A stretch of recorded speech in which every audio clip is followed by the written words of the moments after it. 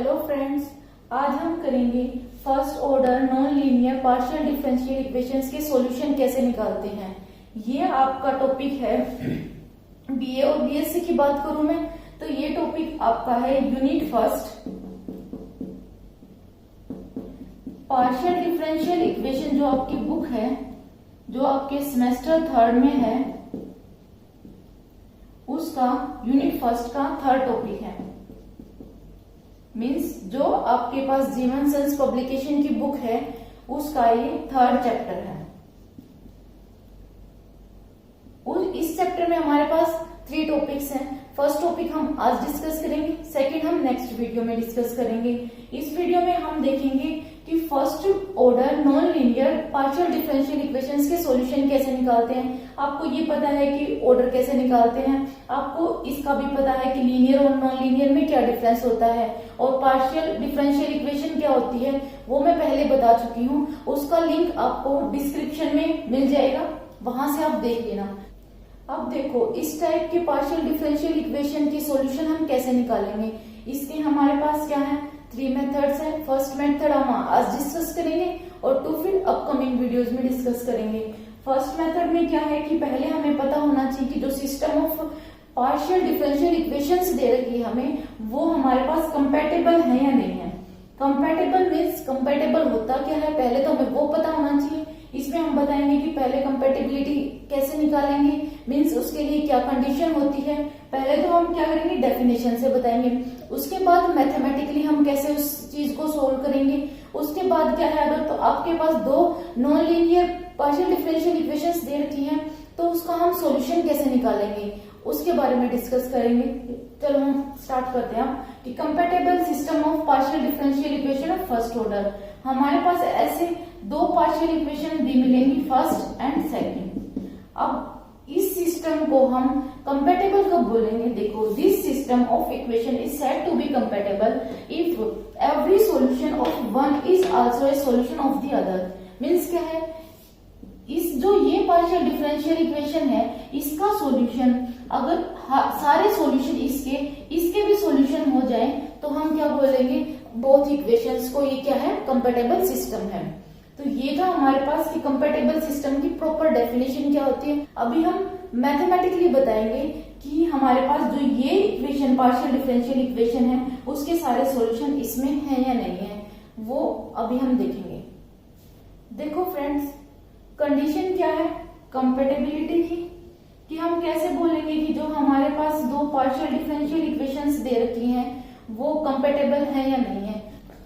देखो, उसके लिए आपके पास ये इक्वेशन है, क्या है ये, curl F G upon curl x p plus p, curl F G upon curl Z p plus curl F G upon curl y q plus q curl F G upon curl z q equal to 0 होना चाहिए। ये curl F G upon curl x p है क्या, इसको हम क्या बोलते हैं, जैकोबियन। इस जैकोबियन को कैसे सोल्व करेंगे, अब ये भी तो देखना है। अगर आपको ये फॉर्मूला ऐसे ये यहां तक ही याद नहीं हो रहा हो तो इसके लिए क्या है, देखो, पहले कर्ल एफ जी, 2 आपके पास जो ये इक्वेशंस दे रखी हैं, ये एफ और जी एज इट इज लिखोगे सब में। देखो यहाँ भी curl F G, curl F G, curl F G. उसके बाद क्या है, यहाँ पहले क्या करोगे आप, कर्ल एक्स पी, मीन्स पहले क्या लोगे, पी, और फिर यहाँ पी, जो ये यहाँ पी है ये यहाँ पे आ जाएगा, फिर P, और यहाँ नीचे क्या आ जाएगा, ZP। अभी हमने क्या लिया है, P के विद रिस्पेक्ट टू डिफरेंशिएशन किया है। अब हम क्या करेंगे, Q के विद रिस्पेक्ट टू, Q की करेंगे तो हम P के कर रहे हैं तो X ले रहे हैं, Q की करेंगे तो क्योंकि हमारे पास P होता क्या है, curl Z upon curl X, तो क्या लेंगे हम, यहाँ X लेंगे। यहाँ क्या है, Q क्या होता है हमारे पास, curl Z upon curl Y, तो यहाँ क्या लेंगे हम, Y लेंगे। तो देखो सेम है, curl F G upon curl x p plus p curl F G upon curl Z p plus curl F G upon curl y q. Q आ गया यहाँ, तो यहाँ हम क्यू से मल्टीप्लाई करेंगे पहले, तो क्या आ जाएगा, q into curl F G upon curl z q equal to 0। और इसको हम क्या लिखते हैं, इसकी नोटेशन ये होती है कि close bracket f comma g is equal to 0। यहाँ तक आया समझ। उसके बाद क्या है, अब हम देखेंगे कि ये कैसे निकालते हैं, जैकोबियन होता है, इसको कैसे सोल्व करते हैं। उसके लिए आप देखो, जैसे कि आपके पास हो curl F G upon curl x P, इसके लिए हम क्या करेंगे, हम डिटर्मिनेंट निकालेंगे। डिटर्मिनेंट कैसे, यहाँ पहले एफ है पार्शियल डेरिवेटिव, मीन्स इक्वेशन क्या है, एफ वाली है। एफ के लिए क्या करेंगे हम, पहले क्या करो, एफ का विद रिस्पेक्ट टू एक्स करो, फिर क्या करो, एफ का विद रिस्पेक्ट टू पी करो। देखो curl f upon curl x, partial derivative of F with respect to x and partial derivative of F with respect to P. Then जी का करो, जी का with respect to x and जी का with respect to P. Curl g upon curl x, curl g upon curl P. और फिर determinant आपको solve करना आता है, आपने प्लस टू क्लास में डिटर्मिनेंट सोल्व कर रखा है, तो वैसे आपको सोल्व करना है। क्या है, देखो फिर से देखो, जैकोबियन कैसे निकालते हैं। जैसे हमारे पास दो पार्शियल डिफरेंशियल इक्वेशंस दे रखे हैं, एफ और जी। एफ का क्या करोगे, पहले with respect to x and then with respect to p, partial derivative करना है एफ का with respect to x and with respect to p. उसको क्या करोगे, आप फर्स्ट रो में लिख दोगे। उसके बाद क्या है हमारे पास, जी इक्वेशन है कोई, जी का क्या करोगे, with respect to x and with respect to P. Same here, same यहाँ क्या है, curl F G upon curl Z P. तो क्या करोगे, आपको आइडिया होगा समझ में कि पहले एफ का क्या करोगे, partial derivative with respect to z and फिर partial derivative with respect to p. लिख दो यहाँ फर्स्ट रो में, curl f upon curl z, curl f upon curl p and then partial derivative of g with respect to z, curl g upon curl z and curl g upon curl p। Same यहां से आप निकालोगे और same ये equation. उसके बाद में आपको सिर्फ कैलकुलेशन करनी है, मल्टीप्लीकेशन करनी है, एडिशन करनी है। अगर आपका आंसर 0 आ रहा है तो क्या है, जो हमारे पास दो सिस्टम ऑफ इक्वेशंस दे रखी है वो क्या है, कंपेटेबल सिस्टम है। अगर 0 नहीं आ रहा तो हम उसका कंपेटेबल सिस्टम के उससे सॉल्यूशन नहीं निकाल सकते। देखो अगर आपका यहाँ 0 आ जाए तो आपको पता चल गया कि क्या है, सिस्टम क्या है, कंपेटेबल है। अब उसका सॉल्यूशन कैसे निकालेंगे, ये आपके पास दो इक्वेशंस हैं, ये तो हमने अभी चेक किया कि कंपेटेबल सॉल्यूशन सिस्टम है। उसके बाद में आप दो इक्वेशंस दे रखी हैं, इनको सोल्व करके आप P और क्या करोगे, P और Q की वैल्यू निकालोगे कि हमारे पास यहाँ P कुछ आ जाएगा और यहाँ Q कुछ आ जाएगा। मीन्स आप एग्जाम्पल देखोगे तो आपको अच्छे से समझ में आ जाएगा। अभी तो आप सिर्फ ये समझ लो कि आपने इन दो इक्वेशंस को P और Q के लिए सोल्व कर लिया। P और Q के लिए सोल्व करने के बाद फाइनल सॉल्यूशन क्या हो जाएगा, dz equal to P dx plus Q dy। ये जो होगा ये आपका क्या है, फाइनल सॉल्यूशन है। अब आप एग्जाम्पल से देखना कि कैसे हम सोल्व करेंगे इसको। और ये क्या है हमारे पास, डिफरेंशिएशन टाइप, डिफरेंशिएशन में है कि dz dx इस टाइप का है। तो इसके लिए अगर हम z की वैल्यू निकालेंगे तो हमें क्या करना पड़ेगा, इस इक्वेशन को इंटीग्रेट करना पड़ेगा। इंटीग्रेट करते साथ आपके पास z की वैल्यू आ जाएगी, वो आपका क्या होगा, फाइनल आंसर हो जाएगा। अब हम एग्जांपल से देखेंगे कि हम इसको कैसे सोल्व कर सकते हैं। उसके बाद हम क्या करेंगे, स्पेशल केस भी डिस्कस करेंगे कि स्पेशल केस में ये जो हमारे पास ये कंपेटेबल सिस्टम है उसका सोल्यूशन कैसे निकालते हैं। देखो फ्रेंड्स, अब हम एग्जांपल डिस्कस करते हैं। क्या है, show that the equations xp minus yq equal to x व x square p plus q equal to xz are compatible and there find their solutions. कि क्या है, पहले हमारे पास दो इक्वेशंस दे रखी हैं, उसका क्या बताना है कि वो कंपेटेबल है या नहीं है। उसके बाद क्या करना है, उसका सॉल्यूशन फाइंड आउट करना है। कंपेटेबल की कंडीशन अभी हमने पढ़ी थी कि कंडीशन फॉर दी कंपेटेबिलिटी क्या होता है, curl F G upon curl x p plus p, curl F G upon curl Z p plus curl F G upon curl y q plus q, curl F G upon curl z q equal to 0। और आपको ये भी निकालना बताया था कि curl F G upon curl x p कैसे निकालते हैं, जैकोबियन होता है, इसको हम कैसे सोल्व करते हैं डिटर्मिनेंट की हेल्प से।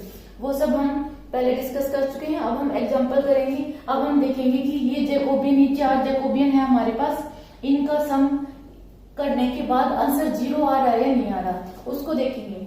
देखो हमारे पास क्या थी इक्वेशन, इस टाइप की इक्वेशन थी ना, हमें क्या करना है, इसको भी इस फॉर्म में कन्वर्ट करना है कि क्या आ जाए हमारे पास एक साइड में और एक इक्वल टू, यहाँ क्या है equal to 0, equal 0, this implies this. तो क्या हमें राइट हैंड साइड पे क्या रखना है 0, और जो भी हमारे पास राइट हैंड साइड पे जो भी वैल्यूज हैं, वेरिएबल्स हैं, उसको हम क्या कर लेंगे, लेफ्ट हैंड साइड पर ले आएंगे।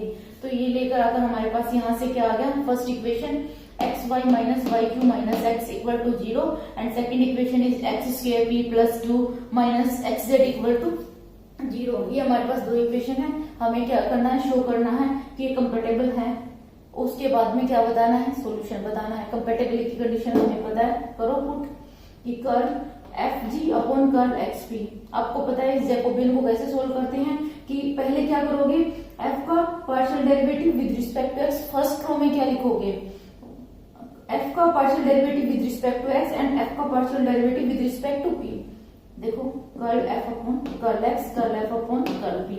उसके बाद में क्या करोगे, जी का partial derivative with respect to x and जी का partial derivative with respect to P, वो सेकंड रो में लिखना है, curl g upon curl x, curl g upon curl P. देखो हम डिफरेंशिएशन कैसे करेंगे, एफ का विद रिस्पेक्ट टू एक्स करना है। एफ हमारे पास ये इक्वेशन है, इक्वेशन का विद रिस्पेक्ट टू एक्स करेंगे तो y क्या हो जाएगा, कांस्टेंट हो जाएगा। y को हम कांस्टेंट की तरह ट्रीट करेंगे तो हमारे पास जहां भी y होगा y का डेरिवेटिव क्या हो जाएगा, 0 हो जाएगा। तो ये जो है ये टर्म, इसका डेरिवेटिव क्या होगा, 0 होगा। विद रिस्पेक्ट टू x कर रहे हैं हम, तो y को कैसे ट्रीट करेंगे, कांस्टेंट की तरह ट्रीट करेंगे, क्योंकि हमें पता है कि कांस्टेंट का डेरिवेटिव क्या होता है, 0 होता है। तो यहाँ देखो इसका विद रिस्पेक्ट टू x करोगे तो ये क्या है, x इंटू पी है, x का करोगे तो यहाँ क्या आ जाएगा, x का डेरिवेटिव क्या होता है, विद रिस्पेक्ट टू x करोगे तो 1, तो यहाँ क्या बच जाएगा, सिर्फ p बच जाएगा। और यहाँ क्या है, माइनस x है, x का क्या हो जाएगा 1, तो यहाँ क्या आ जाएगा, ये पूरा क्या आ जाएगा यहाँ से p माइनस 1। अब नेक्स्ट देखो, f का विद रिस्पेक्ट टू p करना है। p हमारे पास क्या है, p देखो यहाँ p है, यहाँ y और q है, तो दिस मीन्स ये टर्म क्या हो जाएगी, डिफरेंशिएशन करेंगे तो 0। यहाँ भी p नहीं है तो ये टर्म भी क्या हो जाएगी, 0। अब इसका विद रिस्पेक्ट टू p करो, p का करोगे तो यहाँ क्या हो जाएगा, p 1 हो जाएगा और ये मल्टीप्लाई में था 1 into x equal to x. तो ऐसे ही क्या करोगे, g का विद रिस्पेक्ट टू x करोगे, विद रिस्पेक्ट टू x करोगे तो क्या है, ये टर्म और ये टर्म कंसीडर होगी, ये हमारे पास क्या हो जाएगी, 0 हो जाएगी। तो एक्स स्क्वायर का क्या होता है differentiation, with respect to x is equal to 2x, तो 2x p यहाँ से और यहाँ क्या आ जाएगा, माइनस जेड। सेम हियर, इसको जब हम p के विद रिस्पेक्ट टू डेरिवेटिव करेंगे तो ये हमारे पास एक्स स्क्वायर आ जाएगा। ये आपको पता चलेगा वो कैसे आ जाएगा, क्योंकि क्या होता है यहाँ p हमारे पास पहले हमें देखना p कौन कौन सी टर्म में है, जो विदाउट p वाली टर्म है वो हमारे पास क्या हो जाएंगी, 0 हो जाएंगी, क्योंकि वो हम क्या करेंगे, उसको कांस्टेंट की तरह ट्रीट करेंगे। तो ये हमारे पास है x square P, x square P का क्या करोगे, पी के विद रिस्पेक्ट टू करोगे तो एक्स स्क्वायर रह जाएगा। तो फाइनल आंसर हमारे पास, आपको डिटर्मिनेंट सोल्व करना आता है कि 2 क्रॉस 2 का डिटर्मिनेंट को हम कैसे सोल्व करते हैं, this term into this term minus this term into this term. तो ये क्या रखा है, p minus 1 into x square and minus x into 2x minus P minus 2x p minus Z. तो सेम हम ये 4 जैकोबियन निकाल लेंगे ऐसे ही।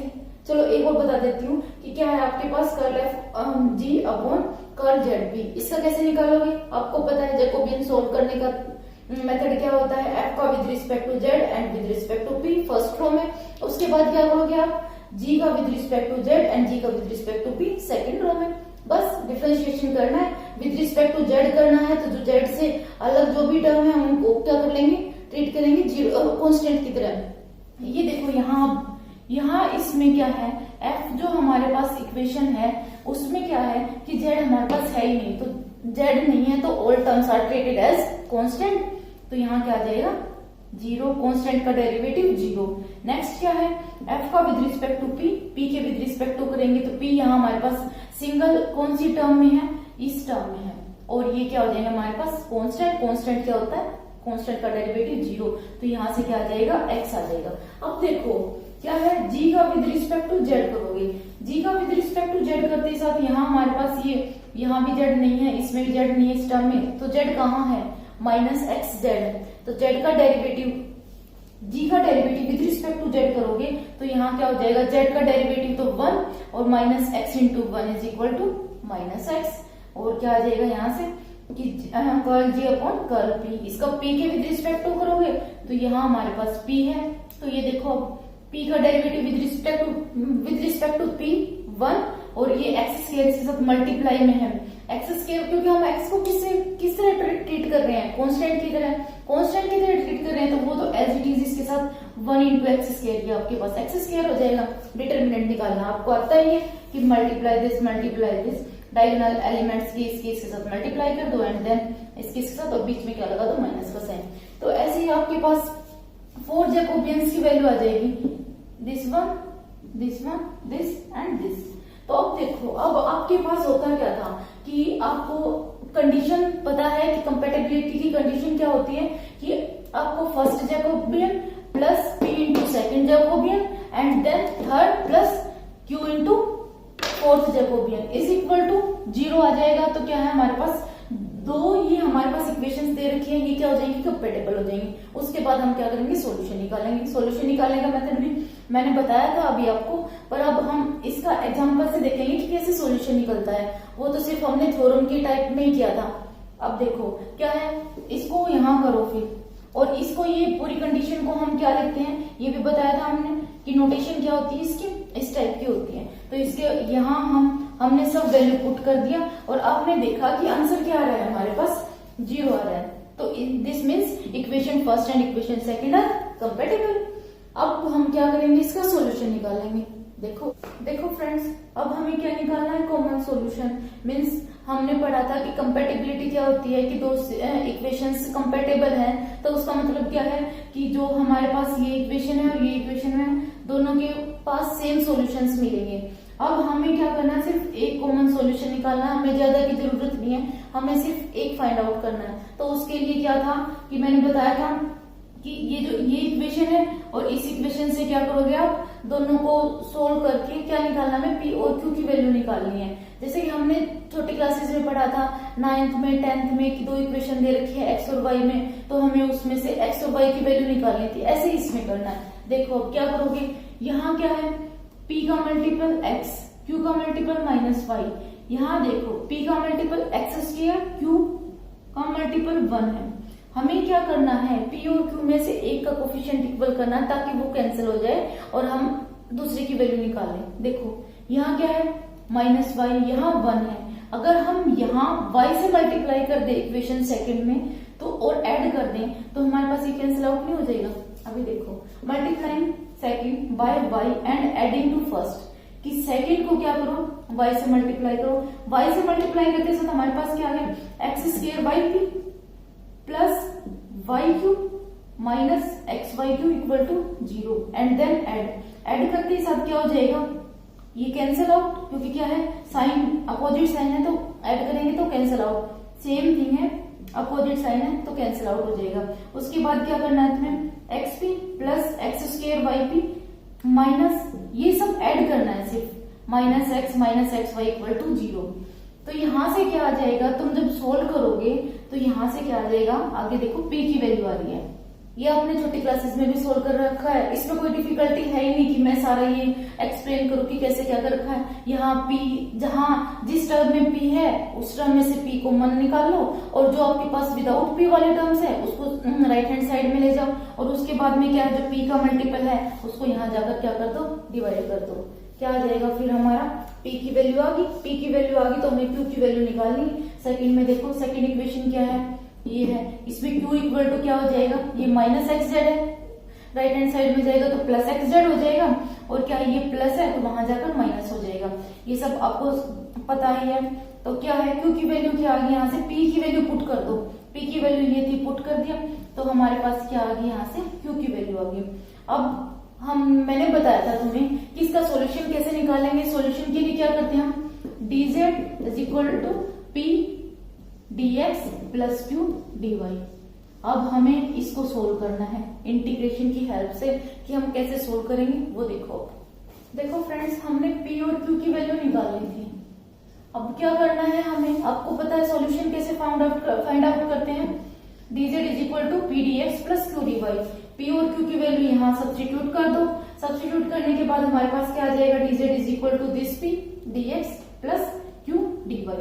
अब क्या करना है, अब हमें इसको सिंप्लीफाई करना है बस, क्योंकि हमें इंटीग्रेशन करना है। इंटीग्रेशन के लिए हमें क्या करना पड़ेगा, z वाली टर्म एक साइड करनी पड़ेगी, y वाली x वाली सेकंड, वो left hand side right hand side. देखो कैसे करते हैं इसको, देखो इस पूरी टर्म को क्या कर दो तुम, 1 प्लस एक्स वाई से मल्टीप्लाई कर दो। यहाँ 1 प्लस एक्स वाई से मल्टीप्लाई किया तो ये क्या आ जाएगा, 1 प्लस एक्स वाई dz, और यहाँ क्या, तो ये 1 प्लस एक्स वाई न्यूमिनेटर में 1 प्लस एक्स वाई डिनोमिनेटर में कैंसिल हो जाएंगे तो यहाँ सिर्फ ये बच जाएगा, सेम हियर यहाँ 1 प्लस एक्स वाई आ जाएगा, इससे ये कैंसिल आउट, तो क्या आ जाएगा यहाँ से x z minus x square d y. अब क्या किया है इसने, देखो ओपन ब्रैकेट ओपन कर ली, ब्रैकेट ओपन की तो यहाँ क्या आ जाएगा dx plus y z dx, और यहाँ क्या हो जाएगा x z minus x square d y था, तो क्या हो जाएगा x z d y minus x square d y. अब उसके बाद क्या करना है तुम्हें, उसके बाद ये देखो इन दोनों में कॉमन क्या आ रहा है, इन दोनों में हमारे पास z कॉमन है, z को कॉमन निकाल लो और यहाँ से क्या आ जाएगा y dx plus x dy, और ये जो हमारे पास रिमेनिंग टर्म्स थी वो सेम एज इट इज लिख दिया। उसके बाद क्या किया है, अब देखो ये किसका फॉर्मूला बन गया तुम्हारे पास, y dx plus x dy, d of x y को हम क्या लिखते हैं, डेरिवेटिव ऑफ u v।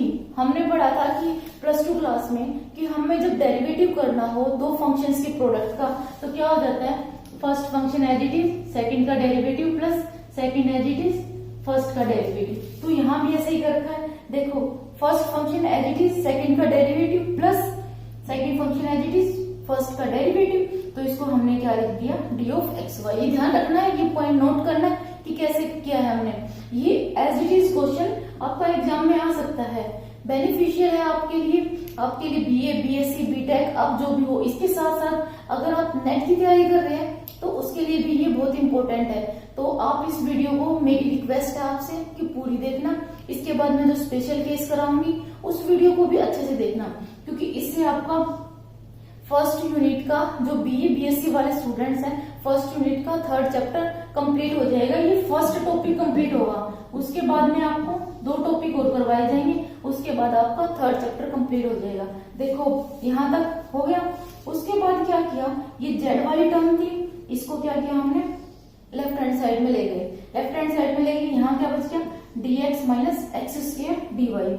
यहाँ से देखो अब इसको डिवाइड कर दिया 1 plus x y whole square से। क्यों कर दिया 1 plus x y whole square से, क्योंकि हमें क्या करना है, ये फॉर्मूले में कन्वर्ट करना है कि किसी डेरिवेटिव का फॉर्मूला बन जाए जिससे हम इंटीग्रेशन करें, क्योंकि हमें क्या करना है सॉल्यूशन निकालना है। सॉल्यूशन निकालने के लिए हमें क्या करना पड़ेगा, यहाँ सिर्फ हमें z रखना है, dz dx dy सब कैंसिल आउट करने हैं। तो इसके लिए हमने क्या कर दिया 1 plus x y whole square से यहाँ डिवाइड किया है, तो सेम हियर इक्वल के दूसरी साइड पे डिवाइड करना पड़ेगा। तो देखो यहाँ से हमारे पास क्या आ गया, ये जो कंप्लीट है ये क्या आ गया d of z upon 1 plus x y. कैसे आ गया, क्योंकि हमें तुम्हें पता है कि डी ऑफ यू बी का फॉर्मूला क्या होता है कि जो हमारे पास अपॉन में होते हैं कोशेंट, और कोशेंट रूल क्या होता है इसमें कि क्या होता है नीचे वाले का जो डिनोमिनेटर का होल स्क्वायर, और क्या होता है न्यूमिनेटर में क्या आ जाता है डिनोमिनेटर वाला as it is plus into में क्या आता है कि क्या है हमारे पास न्यूमिनेटर जो होता है ये जेड है उसका डेरिवेटिव माइनस न्यूमिनेटर वाला एज इट इज और डिनोमिनेटर का डेरिवेटिव। सेम वही कर रखा है, कुछ नहीं कर रखा हो। तो उसके बाद अब देखो अब क्या करेंगे हम, तो ये क्या आ गया हमारे पास, ये यहाँ 1 प्लस आएगा d of 1 plus x y, ठीक है। तो ये आ गया हमारे पास, तो ये हमने किसमें कन्वर्ट कर दिया, इसमें कन्वर्ट कर दिया। अब यहाँ देखो, यहाँ आपके पास क्या है dx minus x square d y upon 1 plus x y whole square. इसको क्या कर दिया आपने, यहाँ से भी अगर आप एक्स स्क्वायर कॉमन निकालोगे, यहाँ से एक्स स्क्वायर कॉमन निकालो तो एक्स स्क्वायर कॉमन निकालते सब यहाँ क्या बच जाएगा, यहाँ एक्स स्क्वायर नहीं था तो यहाँ क्या हो जाएगा एक्स स्क्वायर से डिवाइड dx एंड माइनस यहाँ से एक्स स्क्वायर कॉमन आ गया तो क्या आ गया dy अपॉन यहाँ से भी एक्स स्क्वायर कॉमन निकालोगे, पहले क्या एक्स स्क्वायर कॉमन निकालते सब तुम्हारे पास क्या आ जाएगा 1 upon x plus y whole square. देखो same thing, x square common निकालते सब तो एक्स स्क्वायर से एक्स स्क्वायर कैंसिल, तो हमारे पास ये बच जाएगा। अब देखो इसको क्या कर दिया हमने, ये जो फंक्शन है ये किसका डेरिवेटिव है, माइनस कॉमन लेकर d into y plus 1 plus x का डेरिवेटिव है। ये आपको खुद सोल्व करना है कि कैसे आएगा, क्योंकि क्या है यहाँ dy है तो ये d से y करेंगे तो ये क्या हो जाएगा y का डेरिवेटिव ऑफ y, माइनस का साइन है तो ये माइनस, और यहाँ क्या हो जाएगा ये अगर हम इसका डेरिवेटिव करेंगे 1 अपॉन एक्स का डेरिवेटिव आपको पता है क्या होता है माइनस 1 अपॉन एक्स स्क्वायर। तो यहाँ से क्या, क्योंकि हमने माइनस कॉमन निकाल रखा है तो माइनस से प्लस हो जाएगा। ये आप खुद करके देखना, आपका यही आंसर आएगा। अब देखो इसके बाद क्या है minus d y plus one upon y plus one upon x whole square. ये क्या कर दिया, इसको किस में कन्वर्ट कर रखा है हमें, इसमें, कि इंटीग्रेशन करने के बाद ये आ जाएगा। कैसे आएगा, आपको क्या करना पड़ेगा, यहां से y plus one upon x is equal to t, इसको टी पुट कर लो, इंटीग्रेशन करना पड़ेगा ना हमें, कि ये क्या आ जाएगा dt और ये यहां से क्या आ जाएगा टी स्क्वायर।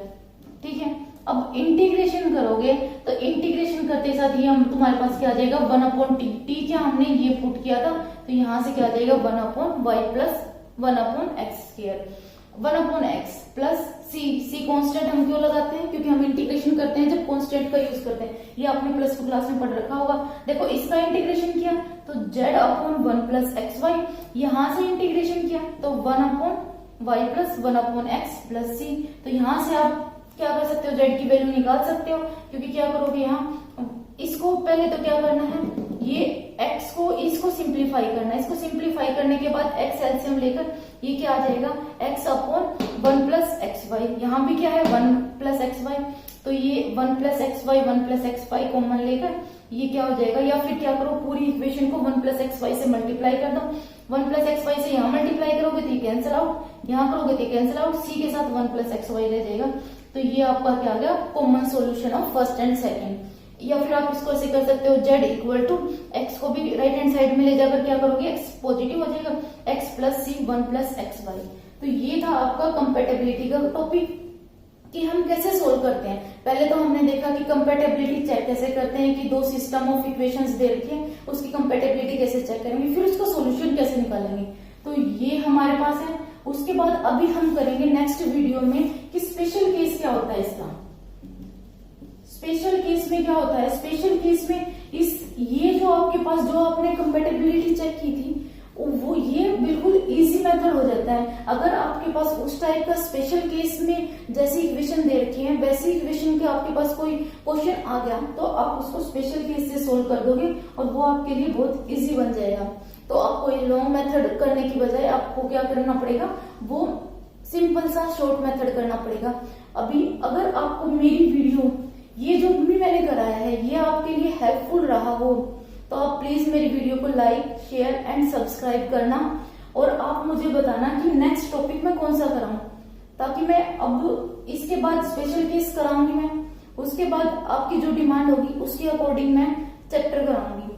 तो और हमारे यहाँ तो सिर्फ मैं यूट्यूब पर थोड़े थोड़े टॉपिक्स करा रही हूँ। अगर आपको पूरा कोर्स लेना है, पूरा कोर्स अगर आपको ऑनलाइन लाइव क्लासेस अटेंड करनी है तो आप वो भी कर सकते हो। उसके लिए आपको फोन नंबर यहाँ नीचे ये स्क्रीन पर चल रहा है, ये आपको दिखाई दे गया होगा। आप इस नंबर पर कॉल करके या फिर व्हाट्सएप करके आप क्लास के बारे में डिस्कस कर सकते हो कि कैसे क्या होता है। क्लास में हमारे पास क्या होते हैं, टेस्ट सीरीज भी चलती हैं, उसके साथ साथ आपके लिए जो एक्सरसाइज के क्वेश्चन होते हैं उसकी सॉल्यूशन की पीडीएफ फाइल भी आपको प्रोवाइड की जाती है और आपको कंप्लीट सिलेबस कराया जाता है। अभी आपके पास टाइम बहुत कम है, इसलिए जितनी जल्दी आप कोर्स को लोगे उतना आपको अच्छा बेनिफिट मिलेगा, क्योंकि आपको रिवीजन का टाइम भी मिल जाएगा। अगर आप लास्ट में नवंबर में जाके या फिर अक्टूबर मिड में जाकर लोगे तो उसके लिए हमें सिलेबस कराना बहुत मुश्किल हो जाएगा कि आपका सिलेबस कंप्लीट कैसे कराया जाए। तो इसीलिए मैं प्रेफर करती हूँ, वो आपके ऊपर डिपेंड करता है कि आप कोर्स कब लो, बट मैं तो यही बोलूंगी कि कहीं से भी आप कोचिंग लो तो अभी लेना स्टार्ट कर दो, क्योंकि उसके बाद में आपके लिए भी डिफिकल्ट हो जाएगा। 3 बुक्स हैं, तीनों बुक्स को पढ़ने के लिए। तो ये आपका था टॉपिक कंपेटेबिलिटी का, पार्शियल डिफरेंशियल इक्वेशन का। अगर आपको मेरी वीडियो फिर से मैं बोल रही हूँ कि शेयर करना, अपने फ्रेंड्स के साथ शेयर करना, ताकि वो भी इस टॉपिक को अच्छे से कवर कर लें और नेक्स्ट जो टॉपिक कराऊं या फिर कोई भी वीडियो डालूं तो वो उनके लिए भी आपके जितनी बेनिफिशियल हो। ठीक है, थैंक यू।